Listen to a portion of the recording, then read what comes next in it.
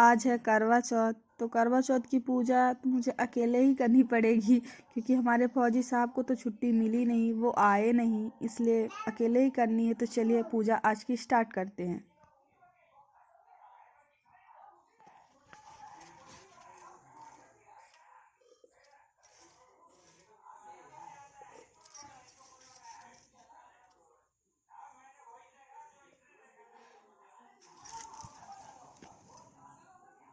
बेटे और एक बेटी थी। सातों भाई भाई व बहन एक साथ बैठकर भोजन करते थे। एक दिन कार्तिक की चौथ का व्रत आया तो भाई बोला कि बहन आओ बहन भोजन करें। बहन बोली कि आज करवा चौथ का व्रत है, चाँद उगने पर ही खाऊंगी। तब भाई ने सोचा कि चाँद उगने तक बहन भूखी रहेगी, तो एक भाई ने दिया जलाया, दूसरे भाई ने छलनी लेकर उसे ढका और नकली चाँद दिखाकर बहन से कहने लगे कि चल चल चाँद उगाया, अर्घ दे ले।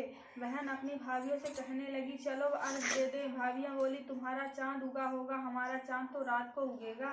बहन ने जब अकेले ही अर्घ दे दिया और खाने लगी तो पहले ही ग्रास में बाल आ गया, दूसरे ग्रास में कंकड़ आया, तीसरे ग्रास में मुंह की ओर किया तो उसकी ससुराल से संदेशा आया कि उसका पति बहुत बीमार है, जल्दी भेजो। माँ ने जब लड़की को विदा किया तो कहा कि रास्ते में जो भी मिले उसे पाँव लगना और जो कोई सुहाग का आशीष दे तो उसे उसके पल्ले में गांठ लगाकर उसे कुछ रुपए देना।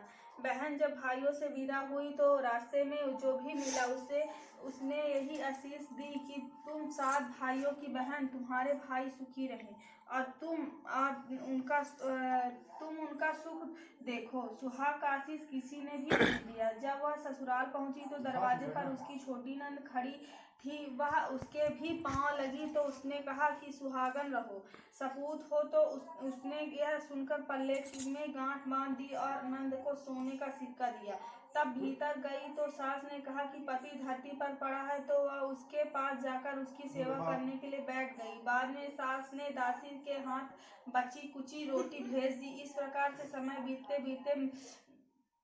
बीतते मार्ग शीर्ष की चौथ आई तो चौथ माता बोली करवा ले भाइयों की प्यारी करवा ले। लेकिन जब उसे चौथ माता नहीं दिखलाई दी तो वह बोली हे माता, आपने मुझे उजाड़ा तो आप ही मेरा उद्धार करोगी, आपको मेरा सुहाग देना पड़ेगा। तब उस चौथ माता के द्वारा बताया कि पौष की चौथ आएगी, वह मेरे से बड़ी है, उससे ही सब कहना, वह तुम्हारा सुहाग वापस देगी। पौष की चौथ आकर चली गई, माघ की चली गई, फागुन की चली गई, चैत बैसाख जेठ आषाढ़ और सावन भादों की भी सभी चौथ आई और यही कहकर चली गई कि आगे वाली को कहना। और सोच की चौथ आई तो उसने बताया कि तुम पर कार्तिक की चौथ नाराज है, उसी ने तुम्हारा सुहाग लिया है, वही वापस कर सकती है। यही आएगी तो पांव पकड़ कर विनती करना। यह बताकर वह चली गई। जब कार्तिक की चौथ आई तो वह गुस्से से बोली भाइयों की प्यारी करवा ले, दिन में चांद उगानी करवा ले, व्रत खंडन करने वाली करवा ले, भूखी करवा ले। तो यह सुनकर वह चौथ माता को देखकर उसके पांव पकड़कर गिड़गिड़ाने लगी, हे चौथ माता, मेरा सुहाग तुम्हारे हाथों में है, आप ही मुझे सुहागन करें। तो माता बोली पापिन हत्यारिन, मेरे पांव पकड़कर क्यों बैठ गई।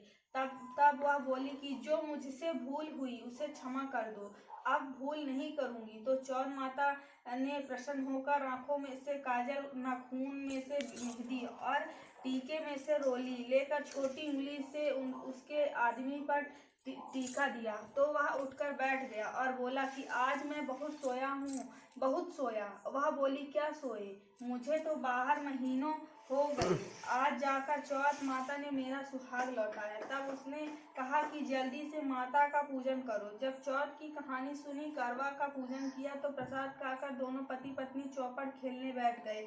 नीचे से दासी आई, उसने उन दोनों को चौपड़ पासे से खेलते देखा तो उसने सासू जी को जाकर बताया। तब से सारे गांव में यह बात प्रसिद्ध होती है कि जब स्त्रियां चौथ का व्रत करे तो सुहाग अटल रहेगा। जिस तरह से साहूकार की बेटी का सुहाग दिया, उसी तरह से चौथ माता सबको सुहागिनों को रखें। यही करवा चौथ के उपासन की सनातन महिमा है। अति प्राचीन काल की बात है। एक बार पांडु पुत्र अर्जुन तप करने के लिए नीलगिरी पर्वत पर चले गए। इस पांडवों पर अनेक मुसीबतें पहले से ही थी। इससे द्रौपदी ने शौक विलह हो कृष्ण की आराधना की। कृष्ण उपस्थित हुए और पूछा, कहो क्या कष्ट है तुम्हें? प्रभु, द्रौपदी हाथ जोड़कर कहा, मुझे क्या कष्ट है? आप तो स्वयं जानते हैं, आप तो अंतर्मयी हैं। मुझे कष्टों के बोझ से विद कर दिया। क्या कोई ऐसा उपाय है जिससे इन कष्टों से छुटकारा मिल सके? तुम्हारा प्रश्न अति उत्तम है द्रौपदी, कृष्ण मुस्कुरा कर बोले। प्रभु, फिर मुझ दुख नारी का कष्ट दूर करने का उपाय बताइए। द्रौपदी ने पूछा, यही प्रश्न है पार्वती जी ने शिव जी से कह दिया। तब श्री शिव जी ने करवा चौथ का विधान बताया। फिर प्रभु, करवा चौथ की जानकारी मुझे भी दीजिए और उसकी कथा कहिए। तब कृष्ण ने एक पल सोचने के बाद कहा, दुख सुख जो सांसारिक माना जाता है, प्राणों में उसमें सदा ही लिप्त रहता है। मैं तुम्हें अति उत्तम करवा चौथ व्रत की कथा सुनाता हूँ, इसे ध्यान से सुनो। प्राचीन काल में बूढ़ी विद्वान धर्मपरायण एक ब्राह्मण रहता था। उसके चार पुत्र था। एक गुणवंती सुशील पुत्री थी। पुत्री ने विवाहित होकर चतुर्थी का व्रत किया, किंतु चतुर्उदय से पूर्व ही उसे श्रुद्ध से ने वध कर दिया।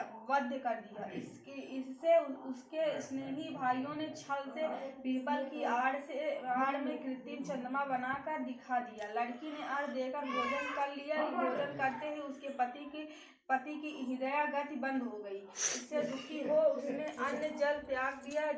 उसी रात्रि में इंद्राणी भू विचारण करने आई। ब्राह्मण पुत्री ने उससे अपने दुख का कारण पूछा। इंद्राणी ने बताया, तुम्हें करवा चौथ व्रत में चौथ दर्शन से पूर्व भोजन कर लेने से यह कष्ट मिला है। तब उस लड़की ने अंजलि बांधने से विनय की, इससे मुक्ति होने का कोई उपाय बताइए। इस पर इंद्राणी ने कहा, यदि तुम्हें विधि पूर्वक असली करवा चौथ का व्रत करो तो तुम्हारे पति के पुनर्जीवित हो जाएंगे। कन्या ने ऐसा करने का वचन दिया और उसका पति स्वस्थ हो गया। इस पर उस कन्या ने वर्ष भर प्रत्येक चतुर्थी का व्रत किया और अनंत अखंड सुहाग प्राप्त किया। श्री कृष्ण ने कहा, हे द्रौपदी, यदि तुम इस व्रत को करोगी तो तुम्हारे सभी कष्ट टल जाएंगे। इस व्रत कामना को पूरी करो। जग बलिहारी। ओम जय शिव ओंकार, ओम जय शिव ओंकार। ब्रह्मा विष्णु सदा शिवधामी धारा एकांत चतुर्णम पंचवर्णम नदीहं प्रसंगानाथं विश्वासं सोमूचा चतुर्दशभुज सोहे त्रिगुणमाला वनमाला मूलमाला धारी त्रिपुरारी गंधारी करमाला धारी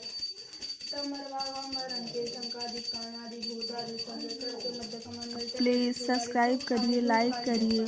आपको मेरी वीडियो अच्छी लग रही हो तो चलिए आज की ब्लॉग यहीं पर एंड करते हैं।